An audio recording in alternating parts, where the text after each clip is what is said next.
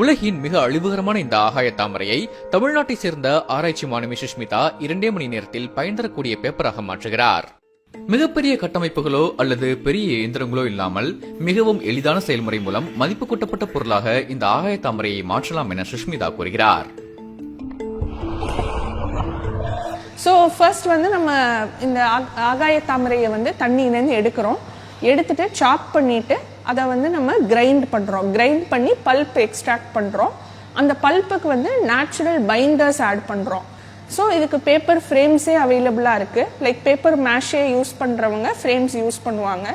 So அதை நம்ம ஃப்ரேமை பல்ப்பில் இது பண்ணிவிட்டு அதை ஒரு கிளாத்தில் ட்ரான்ஸ்ஃபர் பண்ணிவிட்டு அதை காய வைக்கிறோம். ஸோ இது ரொம்ப சிம்பிள். ஒரு லேமன் கூட இது பண்ணலாம். லைக் இந்த பேப்பர்ஸை பண்ணலாம்.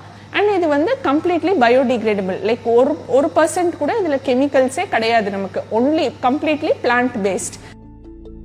தனது ஆராய்ச்சி மூலம் 1 கிலோ ஆகாய தாமரையிலிருந்து 35 A4 சைஸ் பேப்பர்களை உருவாக்க முடியும் என்று சுஷ்மிதா கூறுகிறார். ஸோ வித் கவர்மெண்ட் சப்போர்ட் இப்போ எங்களுக்கு ஒரு லேக்கை ஃபுல்லாக கிளியர் பண்ண முடிஞ்சதுன்னா ஹார்வெஸ்ட் பண்ண வாட்டர் ஹைசின்த்லேருந்து ப்ராடக்ட்ஸும் பண்ண முடியும். அட் தி சேம் டைம் அந்த வாட்டர் பாடியும் நமக்கு ஃபுல்லாக ரெஸ்டோர் ஆகி லைக் பப்ளிக் யூஸுக்கு அது திரும்ப பழைய ஃபார்முக்கு வந்துடும்.